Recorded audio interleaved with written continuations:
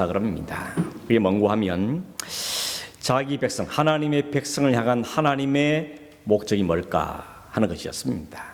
우리를 구원하셨는데 구원하신 이후에 그 다음에 하나님 우리에게 바라시는 뭘까, 이런 점에 고민을 많이 했다고 이야기하고 있습니다. 혹 여러분 가운데도 이런 고민 혹은 이런 질문을 하신 적이 있었습니까?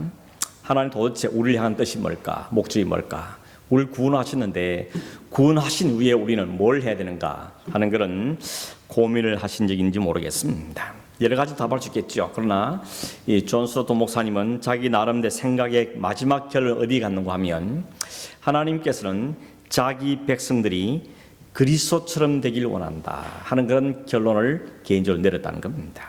다시 말하면 그리스도를 닮아가는 것이 하나님의 백성을 향한 하나님의 뜻이다 하는 것이죠. 우리가 지난주부터 그리스도의 제자가 되면 또 제자로서의 살아가야 되는 삶의 지침 혹은 원리, 이런 것들을 나누기 시작했는데, 지난주 시간에는 구별됨에 대해서 이야기했죠. 세상과 구별된 삶을 사는 게 제자로서의 살아야 될 삶이다 하는 것을 생각했습니다. 오늘은 두 번째 시간으로 그리스도를 닮아가는 것, 예수 그리스도를 닮아가는 삶에 대해서 말씀을 나눠보겠습니다.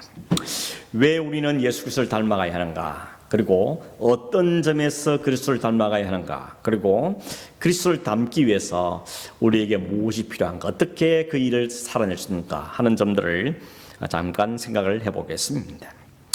이 존 스토트 목사님이 제시하는 세 개의 성경 구절이 오늘 우리가 읽은 성경 구절입니다. 성경 구절을 먼저 간단하게 살펴보면 첫 번째 구절이 로마서 8장 29절이었죠. 여기 보면 사도 바울이 하나님께서 하나님의 백성들을 미리 정하신 이유가 뭐냐, 미리 택하시고 정하신 이유가 뭔가를 이야기하면서 그 이야기를 말하기를 그 아들 예수 그리스도의 형상을 닮게 하기 위해서 했다, 이렇게 이야기하고 있습니다.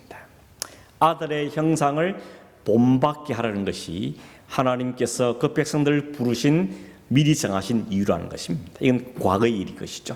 하나님 미리부터 정하신 일이 이 많은 백성들을 불러다가 예수 그리스도를 맏아들로, 이제 그의 형제로 불러서 그들을 그 맏아들인 예수 그리스도를 닮게 하는 것, 그게 바로 하나님이 미리 정하신 계획이고 목적이었다, 이렇게 이야기하고 있습니다. 창세기 1장 27절 28절에 보면 하나님께서는 인간을 창조하실 때 하나님의 형상대로 창조했다, 이렇게 말씀하고 있죠. 창세기 1장 27절 28절에 보면 하나님이 자기 형상 곧 하나님의 형상대로 사람을 창조하시되 남자와 여자를 창조하시고 하나님이 그들에게 복을 주시며 그들에게 이르시되 생육하고 번성하여 땅에 충만하라, 땅을 정복하라, 바다의 물고기와 하늘의 새와 땅에 움직이는 모든 생물을 다스리라 하시니라. 하나님이 사람을 만드실 때 하나님의 형상대로 만들었다 이야기합니다. 이 말은, 형상이라는 말은 우리가 눈, 코, 입이 있는 것처럼 하나님도 그럼 우리처럼 눈, 코, 입이 있느냐, 그런 말은 아니죠. 하나님께서는 우리의 눈으로 볼 수 있는 형체를 가진 분이 아닙니다. 근데도 어떤 분이 하나님을 봤다, 이런 말 이렇게 하는 사람도 있죠. 하나님은 볼 수 없는 분인데 어디 가서 뭘 보고 와서 하나님을 봤다 하는지 참 이상한 일이 아닐 수가 없습니다. 여기 말한 형상이란 이 히브리어 단어의 뜻은 뭔가 하면 무언가를 새긴다는 뜻입니다. 뭘 새겨 넣는다, 이게 형상이란 뜻이죠. 그러니까 영어 성경은 이미지라 번역하고 있죠. 뭔가를 보면 거기에 뭔가 떠오르게 하는 그 이미지가 있다는 것이죠. 요즘 여러분 우리 많이 유행하는 중에 카톡이 막 돌아다니는데 거기 보면 아들, 딸 낳았습니다, 아니면 손주, 손자 낳았습니다, 손녀 낳았습니다, 이러면서 자랑하는 분들이 참 많습니다. 그 사진들 보면 그 아이들 속에 웬일인지 그 엄마 아빠의 모습이 혹은 할아버지 할머니 모습이 그 속에 있죠. 왜냐하면 그 부모의 이미지가, 그 조상의 이미지가 그 아기 속에 있기 때문에 그런 것이죠. 물론 겉모습뿐이 아니죠. 하는 짓이나 성격이나 기질이나 습관, 버릇 같은 것도 점점 그 부모의 이미지가 막 드러나는 것입니다. 혹 여러분 자기 이미지 안에서 자기 부모님 모습을 보고 깜짝 놀란 적 있습니까? 거울을 보거나 그러면 와, 이 모습이 나한테 있는, 가면 내가 우리 엄마 아빠한테 본 모습이구나 하는 게 있을 수 있을 겁니다. 인간이 하나님의 형상으로 지음을 받았다고 하는데 어떤 형상들이 어떤 이미지가 있는가 하면 물론 하나님만의 고유한 그런 이미지도 있지만 우리에게 발견되는 하나님의 이미지가 있습니다. 예를 들면 인간에게는 동물들과 달리 생각하고 판단할 수 있는 능력이 있죠. 하나님께서 선과 악을 판단하시고 하나님의 뜻을 알게 하시고 하는 것이 있는 것처럼 우리에게도 생각하고 판단할 수 있는 그런 능력들이 주어졌습니다. 흔히 우리 이걸 이성이라 이렇게 표현하죠. 그래서 이성을 잃어버리면 뭐라 그럽니까? 짐승만 또 못하다 이런 표현을 쓰죠. 짐승들이 아닌 하나님의 자녀들이 주신 하나님의 이미지가 바로 이런 이성입니다. 뿐만 아니라 인간에게는 하나님의 영이 주어졌죠. 그래서 인간들은 본능만 충실하지 않습니다. 하나님 주신 그 영 때문에 하나님을 의식하고 알고 느끼는 능력들을 가지고 있습니다. 설사 그 창조주 하나님을 모른다 할지라도 나름의 자신들이 믿는 그 창조주 그런 신들이 있어서 신의식이라는 것이 사람들 속에는 있습니다. 그게 하나님이 주신 이미지인 것이죠. 또는 스스로 뭔가를 결정할 수 있는 의지도 인간들에게 주셨습니다. 우리가 자유의지다 이런 표현을 썼는데 하나님이 우리 안에 스스로 결정할 수 있는 그런 의지도 우리에게 주셨습니다. 뿐만 아니라 하나님의 성품이 하나님의 속성들이 인간들에게도 나타나죠. 이 모든 것들이 다 하나님께서 하나님의 이미지를 우리 인간들 속에 심어 넣으셨기 때문에 생기 나타나는 현상으로 볼 수가 있는 것입니다. 여러분 그런 하나님의 이미지가 우리들 속에 다 있지만 그 하나님의 이미지가 가장 완벽하게 하나님의 형상이 가장 완벽하게 드러나는 분이 있다면 그분이 바로 예수 그리스도시죠. 예수 그리스도는 하나님의 완전한 형상이십니다. 그래서 사도 바울이 고린도후서 4장 4절에 보면 예수 그리스도를 가리켜서 하나님의 형상이다 이렇게 이야기합니다. 그리고 골로새서 1장 15절에 보면 그는 보이지 아니하시는 하나님의 형상이요 모든 창조물보다 먼저 나신 자다 이렇게 설명을 볼 수 있습니다. 보이지 않는 하나님을 가장 완벽하게 드러내는 하나님의 형상 그게 바로 예수 그리스도시다라고 이야기하는 것이죠. 그런데 여러분 이런 인간들이 죄를 지음으로 그 하나님의 형상이 깨지죠. 인간이 타락함으로 우리 안에 있는 그 하나님의 형상들이 박살납니다. 깨지는 것이죠. 잃어버리는 것입니다. 그래서 하나님만 온전히 향하는 그 마음속에 하나님의 형상 대신에 자기란 존재가 딱 중심을 잡습니다. 그래서 자기 중심적인 삶을 살게 되는 것이죠. 죄가 주는 즐거움, 죄가 주는 쾌락과 그 악한 것을 쫓아가게 되어집니다. 이것은 아담의 후손으로 태어난 모든 인간들이 저지르고 있는 죄악들이죠. 그리고 그 죄 때문에 생기는 사망이 인간들을 뒤덮었던 것입니다. 그래서 그 인간에게 주어지는 것은 형벌과 영원한 심판이 그들에게 주어진 것입니다. 이것이 하나님의 형상을 잃어버린 하나님으로부터 타락한 범죄한 인간들의 실상이 되고 말았습니다. 네, 여러분 그럼에도 불구하고 하나님께서 그런 인간들을 영원히 포기하지는 않으시죠. 하나님은 반드시 그 인간을 되돌려 놓기를 원하십니다. 다시 말하면 잃어버린 그 하나님의 형상, 깨어져버린 그 하나님의 형상을 제자리로 돌이키기를 원하시는 것이 하나님의 바람이라는 것입니다. 하나님이 우리를 원하시는 것은 죄로부터 끄집어내고 깨어진 그 하나님의 형상을 다시 회복시키고 단절됐던 하나님 관계를 다시 정상적으로 만들어서 하나님이 원하시는 그 원래의 모습대로 회복하기를 원하시는 것이죠. 그게 바로 예수 그리스도 안에서 보여졌기 때문에 우리는 그 예수 그리스도의 형상을 닮아가는 사람이다 이렇게 말할 수가 있는 것입니다.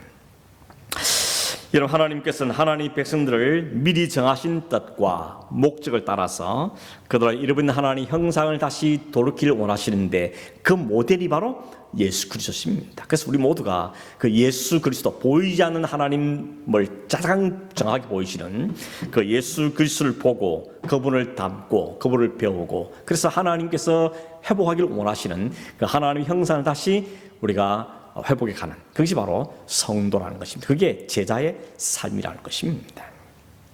두 번째 구절이 고린도서 3장 18절인데 다시 한번 읽어드리면 우리가 다 수건을 벗은 얼굴로 거울을 보는 것 같이 주의 영광을 보매 그와 같은 형상으로 변화하여 영광에서 영광이 이르니 곧 주의 영으로 말미암음이니라.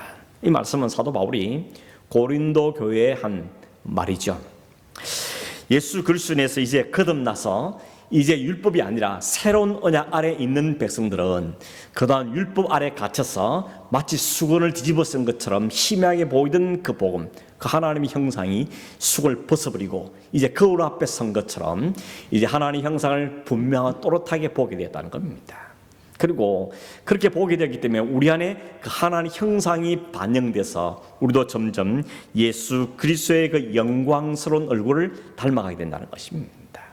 여러분, 수건을 덮었으면 어떻게 됩니까? 잘 안 보이는 거죠. 희미하게 보이는 겁니다. 그걸 벗어버려야 깨끗하게 보게 되는 것이죠. 이제 수건을 벗고 예수 그리스도의 영광을 분명하게 보게 되면 우리는 그 보는 예수 그리스도를 닮아가게 된다는 것입니다. 그 이야기를 지금 사도 바울이 하고 있는 겁니다. 이 일은 근데 현재 우리 안에 일어나고 있는 일이고 지속적으로 날마다 일어나는 일입니다. 그래서 우리는 현재형이라고 이야기하죠.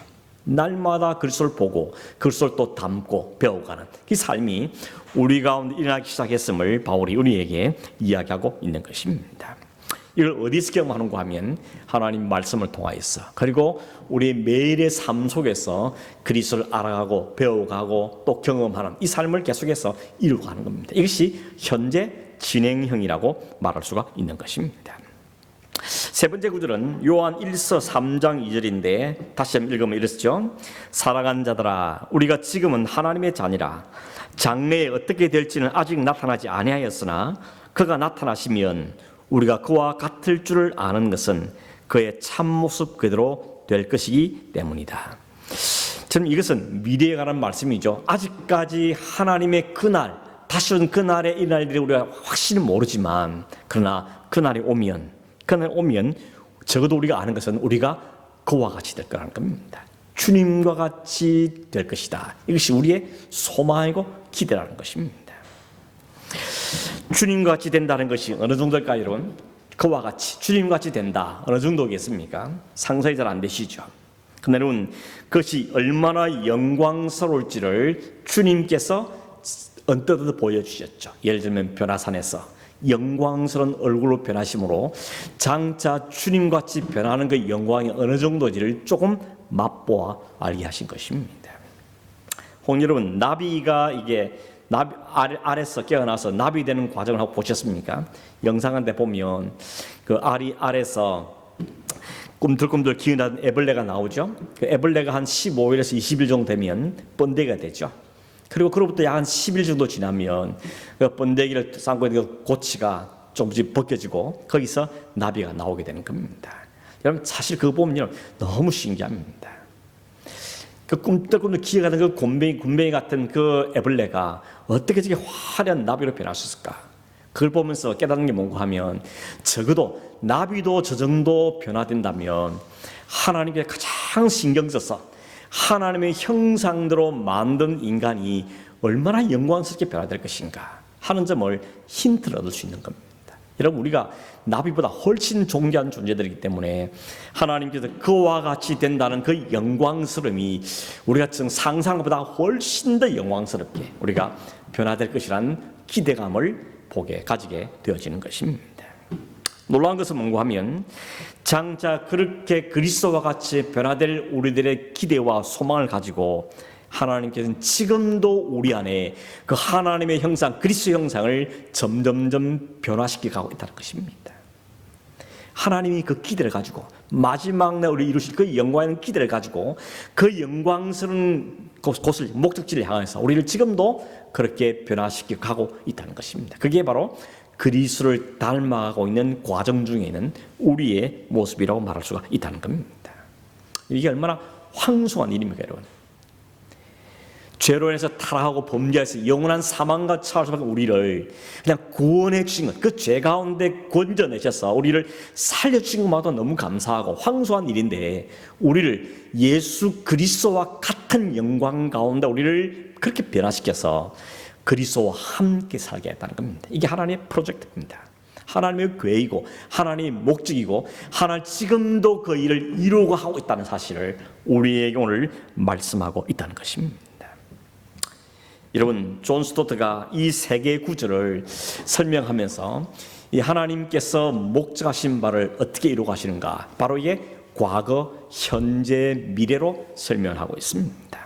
로마서 8장 29절은 과거형으로서 하나님의 영원한 목적은 뭔가, 우리는 미리 정하심을 받은 자들이라는 것입니다. 그 영광스러운 형상을 향해서 미리 정해진 자들이다 라고 말하고 있고, 두 번째 구절이었던 고린도서 3장 18절은 현재형으로서 하나님도 지금 역사하는 그 역사의 목적은 우리를 변화시켜 가는 것, 날마다 변화시켜 가는 것이 바로 지금 현재 이루는 일이라는 겁니다.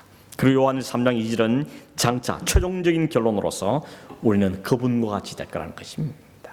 여러분, 과거, 현재, 미래를 이해하시겠습니까? 이미 하나님은 오래전부터 우리를 어떻게 변화시키고 어떤 존재로 만드실 것을 계획하셨고, 그 일을 지금도 이루어가고 계시고, 장차 그날에, 주님의 그날에 우리가 완벽한 하나님의 형상으로 변화될 것을 우리에게 말씀하고 있다는 것입니다. 이걸 생각하면서 여러분 참 부끄럽지 않습니까? 하나님이 우리를 향한 목적과 기대는 이렇게 큰데, 주님과 같이 우리를 만드시는 이 원대한 목표를 가지고, 그 꿈을 가지고, 그 기대를 가지고 지금도 오늘도 우리를 그렇게 만들어 가시는데, 우리의 관심과 목적과 목표는 어디에 있습니까? 그냥 오늘도 먹고 사는 문제, 건강을 회복하는 문제, 혹은 뭐 집장만 하고, 혹은 자녀를 때 공부를 잘 지키고 늘 이 현세만 머물고 있는 우리 모습이 아닌 것입니다. 참 이 모습 앞에 우리가 얼마나 부끄럽고 면목이 없습니까? 하나님은 아주 원대한 엄청난 계획을 가지시고 우리를 그 영광스레 이끌어 가시는데, 우리는 고작 오늘 하루에 매여서 사는 것이 우리의 현실인 것을 보게 되어지는 것입니다. 오늘 말씀 통해서 여러분, 우리가 다시 한번 우리 마음을 좀 넓힐 수 있길 바랍니다. 우리의 목표와 우리의 기대가 그저 이 땅에 보이는, 이 눈에 보이는 하루하루에 머물 것이 아니라 하나님께 이끌어 가시는 그것을 우리가 좀 품고, 그 하나님의 기대를 우리도 나도 기대하면서 우리 나를 살아가는 그런 저와 여러분 되기를 간절히 바랍니다. 두 번째 생각할 것은 예수 그리스도를 본받는 삶을 살라 그러는데 어떤 점들을 본받아야 할 것인가, 주님 우리에게 무슨 본을 보이시냐는 것입니다. 주님께서 우리에게 미리 보신 본, 우리가 담길 원하시는 부분들이 무엇인가 하는 것인데, 여러 가지 많이 있겠지만 이 존 스토트 목사님은 그 책에서 5가지를 예를 들고 있습니다. 그 5가지를 말씀을 드려보겠습니다. 첫째는 성육신 하신 예수를 닮아가야 된다, 이렇게 말하고 있습니다. 여러분, 성육신이 뭡니까? 하나님의 영광과 보좌와 모든 지위를 잠시 내려놓고 이 땅에 인간의 몸으로 오신 것을 우리는 성육신이라고 그랬죠. 인카네이션이라고 말합니다. 빌립보 2장 5절 8절의 모습 보면 그 내용을 잘 바울이 우리에게 이야기해 주고 있죠. 이렇게 기도하고 있습니다. 너희 안에 이 마음을 품으라. 곧 그리스도 예수의 마음이니 그는 근본 하나님의 본체시나 하나님과 동등됨을 취할 것으로 여기지 아니하시고 오히려 자기를 비워 종의 형체를 가지사 사람들과 같이 되셨고 사람의 모양으로 나타나사 자기를 낮추시고 죽기까지 복종하셨으니 그 십자가에 죽으십니다.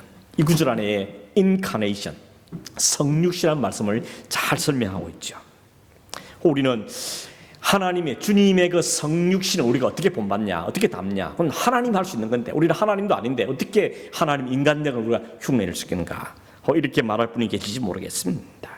물론 그렇습니다. 이 말을 문자적으로 우리도 성육신해야 된다, 그렇게 받아들일 말씀이 아니고 우리는 하나님이 아니기 때문에 그렇죠. 그러나 이 말씀, 성육신하신 예수를 담는 말의 의미는 뭔가 하면, 성육하신 그리스도를 생각하면서 주님께서 하늘의 모든 걸 버려두시고 우리와 같이 되셨다는 점을 우리가 생각하면서 오늘 우리들도 나보다 더 낮은 자리로, 다른 사람의 눈높이로 내려앉는 걸 이야기하는 것이죠.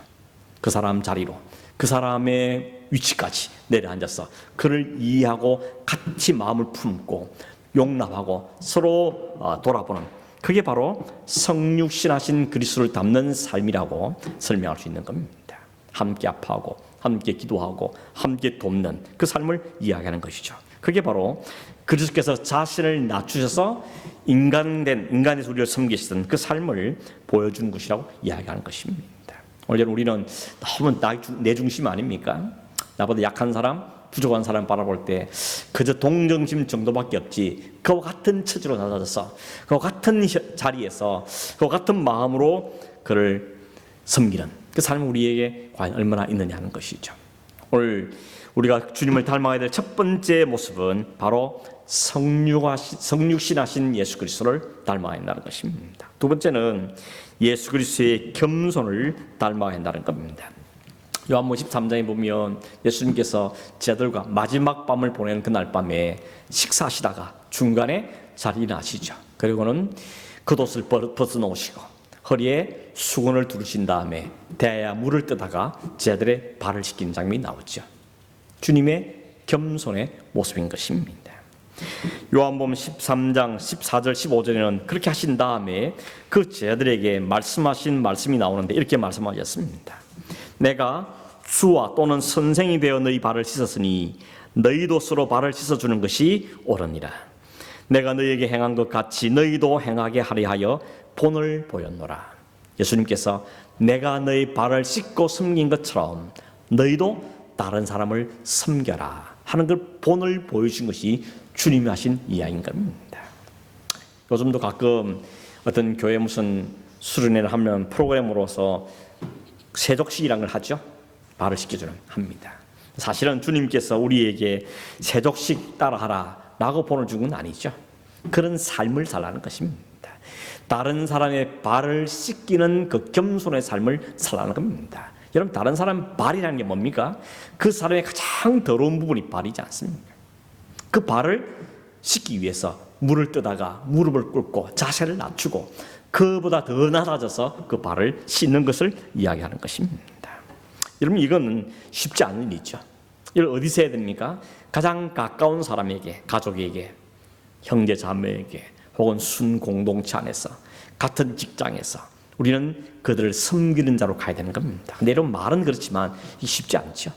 왜냐하면 우리의 본성을 거스르기 때문에 그렇습니다.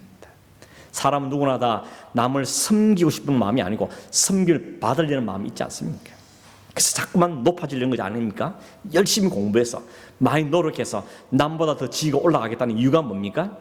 섬길 받는 입장에 가고 싶다는 겁니다. 다른 사람 인사를 받고 싶지, 인사하는 자리가 아니고 나는 받는 자리에 가고 싶다는 거죠. 이게 사람들의 본성인 겁니다. 물론 이 말이 여러분 높은 자리에 가면 안 된다, 성진하면 안 된다, 그 말이 아닌 거 아시죠? 그 우리의 직급이 높은지 할지라도 마음의 자세는 언제나 섬김의 태도를 잊으면 안 된다는 걸 우리가 기억해야 되는 것입니다. 예수님께서 우리의 본을 보여주신 겁니다. 내가, 선생인 내가 제자인 너희 발을 씻은 것처럼 너희가 비록 선생이라 할지라도, 너희 먼저 높은 사람이 할지라도 다른 사람의 발을 씻는 겸허한 자세, 허리를 낮추는 삶을 살라고 주님께서 우리에게 보여주고 있다는 것입니다. 만일 여러분이 제자라면, 제자의 삶을 살고 싶기를 원한다면 주님이 보이신 이 겸손의 삶을 닮으라고 이야기하고 있는 것이죠. 세 번째는 예수 그리스도의 사랑을 닮으라고 말합니다. 에베소 5장 2절에 보면 사도 바울이 에베소 교회 성도들에게 편지하면서 이렇게 말하죠. 그리스도께서 너희를 사랑하신 것 같이 너희도 사랑 가운데서 행하라. 그는 우리를 위하여 자신을 버리사 향기로운 제물과 희생 제물로 하나님께 드리셨느니라. 예수 그리스도의 사랑은 어떤 사랑이라고요? 자기를 버리는 사랑, 십자가의 자기를 버리는 사랑으로 우리를 사랑하셨다고 우리에게 말씀하고 있는 것입니다. 누군가를 진심으로 사랑한다면 자신을 희생 제물로 내어드리는 그 주님의 사랑을 표대로 삼으라는 이야기입니다. 내가 저 사람보다는 사랑하지, 남들 못하지, 나는 저 정도로 사랑해, 그거 말고 주님이 자신을 십자가에 내어주는 그 사랑이 우리의 사랑의 표대라는 겁니다. 그걸 본받으라고 우리에게 이야기하고 있는 것이죠. 여러분, 성경에 보면 서로 사랑하라는 명령은 있어도 서로 사랑을 받으라 이런 명령은 없죠. 그런데 우리는 서로 사랑하기보다는 서로 받는 것에 더 관심들이 많지 않습니까? 교회나 순이나 가정이나 이런 데서 역시 뭐라 합니까? 내가 누굴 사랑할까? 내가 어떻게 사랑할까? 이 고민하는 것보다는 왜 나 사랑 안 해줘? 왜 내 관심이 없어? 왜 내 지금 외로운데? 왜 내 마음 몰라줘? 왜 신경 안 써줘? 불평들을 먼저 하지 않습니까? 그래서 순이 사랑이 없다, 뭐 가정이 사랑이 없다, 교회가 사랑이 없다 이런 말들을 하게 되죠. 주님께서는 성경 어딜 봐도 사랑받기 힘쓰라고 한 적이 없습니다. 주님이 너를 위해서 아무 조건 없이 사랑한 것처럼 받기를 구하지 말고 서로 사랑하라고 우리에게 명령하고 있다는 것입니다. 그리스도의 제자로 살기 원하신다면, 그리스도 제자의 삶을 살기를 원한다면 오늘 주님께서 우리에게 본으로 보여주신 것처럼 서로 사랑하라고 우리에게 말씀하고 있는 것입니다. 네 번째는 예수 그리스도의 오래 참으심, 인내를 닮아야 한다는 것입니다. 여러분, 이 베드로전서 2장 18절에 보면 사도 베드로가 그 당시에 있는 성도들에게 보낸 편지인데, 이런 베드로전서 후서는 환난과 박해가 많을 때 써진 편지입니다.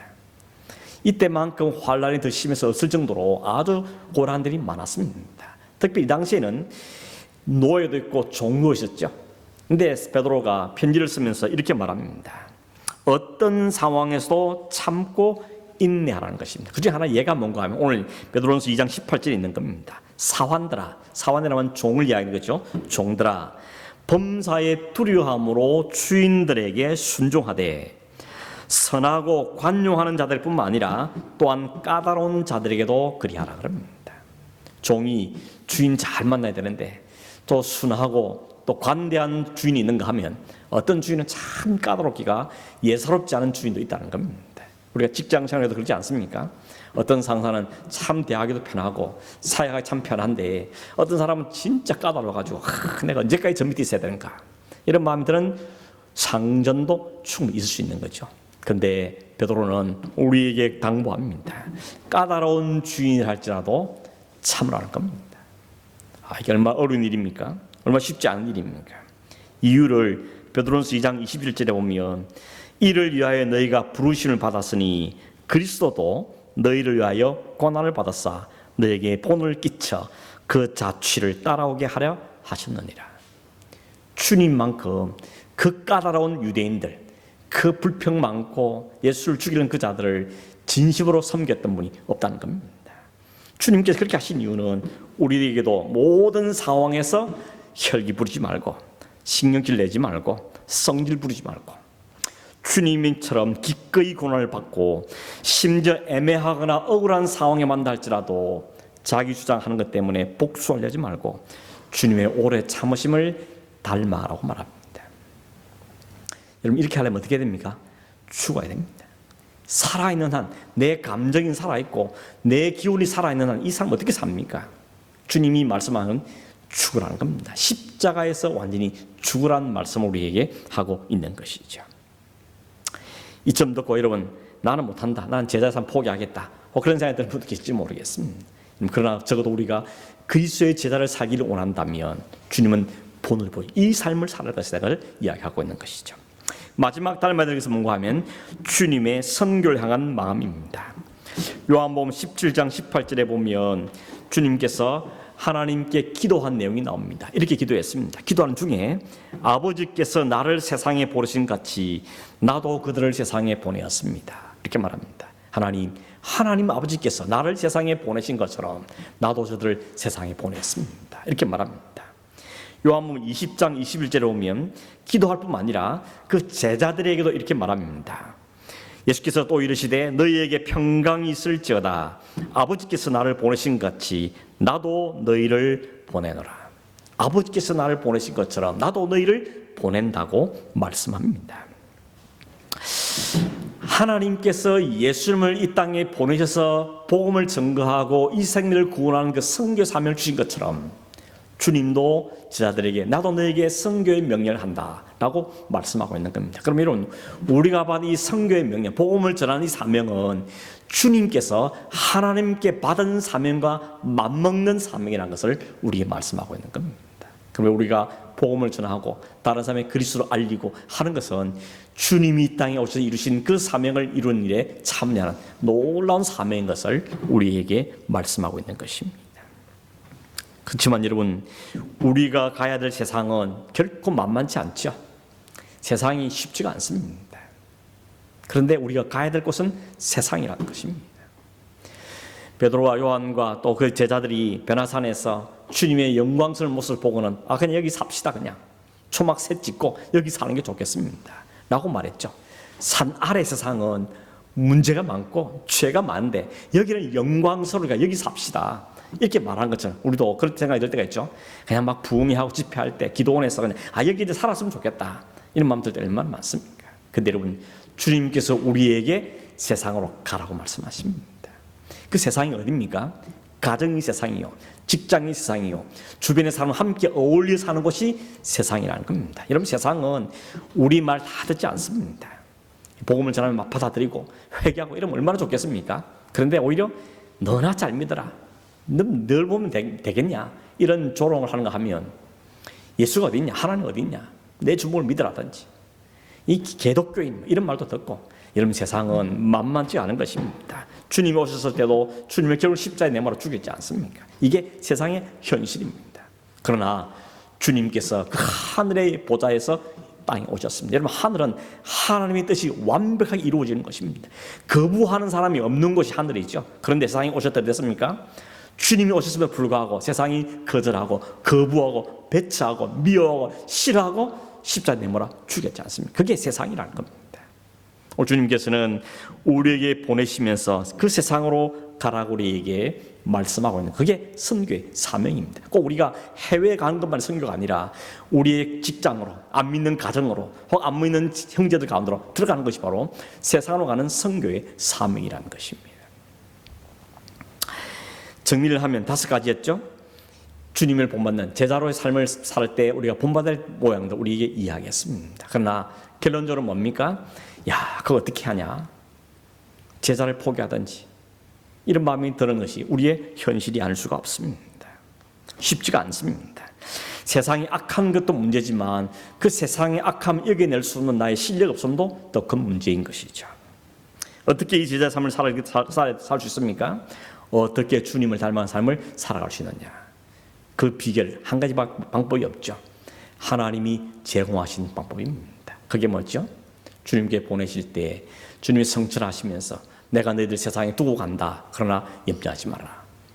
보혜사 성령이 너희와 함께 할 것이다 라고 우리에게 말씀해 주셨던 것입니다. 여러분, 제자를 보십시오. 성령이 임하신 이후에 그들은 그동안 그렇게도 지질하게 보이던 그들의 삶이 제자로의 삶을 성실하게 살아야 되지 않습니까? 베드로도 그랬고 사도 바울도 그랬고, 성령이 그들을 사로잡았을 때 그들은 그 성령 안에서 그 삶을 살아가게 되는 걸 우리에게 보여주고 있는 것입니다. 존 스토트 목사님 책에 보면 윌리엄 템플이라는 사람의 말을 소개를 하고 있는데, 윌리엄 템플이라는 사람이 이런 말을 했습니다.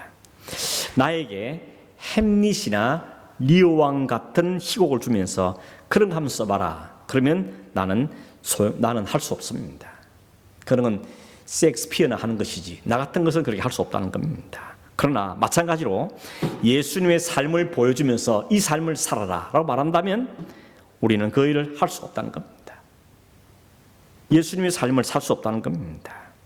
예수님은 그렇게 하실 수 있어도 나는 못한다는 겁니다. 그러나 셰익스피어에 주었던 그 재능이 내게 만약에 주어진다면 나도 그런 글을 쓸 수 있다는 것이죠. 마찬가지로 예수의 영이, 하나님의 영이 내 안에 오셔서 나를 이끌어 가시며 내게도 예수를 닮는 삶이 내게 나올 수 있다라고 이야기했다는 것입니다. 이게 참 멋있는 말이지 않습니까?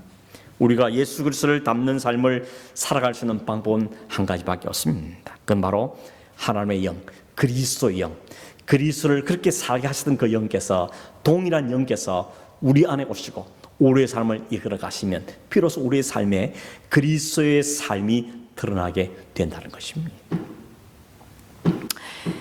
이번 주간에 이런 걸 하나 읽었는데 이런 내용이었습니다. 19세기에 중국 대도시에서 수년 동안 선교를 하던 미국의 한 선교사님이 하루는 그 도시를 벗어나서 아주 깊숙한 그 도시에 멀리 떨어진 마을로 들어갔다는 겁니다. 거기 가서 만난 사람들한테 자기는 선교사로 밝히고 자기가 그 예수를 소개하고 싶다고 이야기하면서 그 예수 그리스도의 설명하기 시작했습니다. 특별히 예수 그리스도의 온화하심과 그 예수 그리스도의 겸손하심과 그분의 사랑과 신실하심에 대해서 차근차근 설명하기 시작했는데 왠지 그 마을 사람들이 눈을 초롱초롱 떨면서 고개를 끄덕거리면서 어떤 데는 눈에 눈물을 머금으면서 그 말을 열심히 듣더라는 겁니다. 근데 그들 가운데 몇 분의 나이 많으신 어르신들이 아주 뭔가를 알고 있다는 눈빛으로 그 선교사의 말을 듣더니 결국 한마디 하더라는 겁니다. 그 중에 한 분이 일어나서 말하기를, 선교사님, 우리 그분을 알아요. 당신이 말한 예수님은 바로 여기 사셨어요. 그리고 여기서 죽으셨어요. 라고 말하더라는 겁니다. 이 성경이 깜짝 놀라가지고, 아니, 그 예수님은 지금부터 1800년 전에 저 베들레헴 땅에 태어나셔서 그 유대인 땅에서 이스라엘 땅에서 사시다가 가셨습니다. 라고 설명을 하는데, 이 나이 많으신 어르신들이 말하기 우기기를 아니라고. 그분이 여기에 분명히 살았습니다. 그리고 여기서 죽었습니다. 나 따라와 보십시오. 내가 그분이 늘 보여드리겠다고. 이 선교사님이 기가 찼지만 그들에 따라갔습니다. 그 안내한 것이 어떤가 하면 그 마을 한켠에 있는 무덤이 있는 곳으로 데려가더랍니다. 그리고 한 무덤 앞에 조그마한 비석이 서 있는데 거기에 한 어려 선교를 하다가 거기서 순교하신 그 선교사님 무덤과 이 비석이 있더라는 겁니다. 여기 그분이 사시다가 죽으셨다고 그렇게 이야기하는 겁니다. 그런데 이건 어떤 이야기입니까? 이 어려 선교사님이 예수님의 삶을 살다 간 거죠.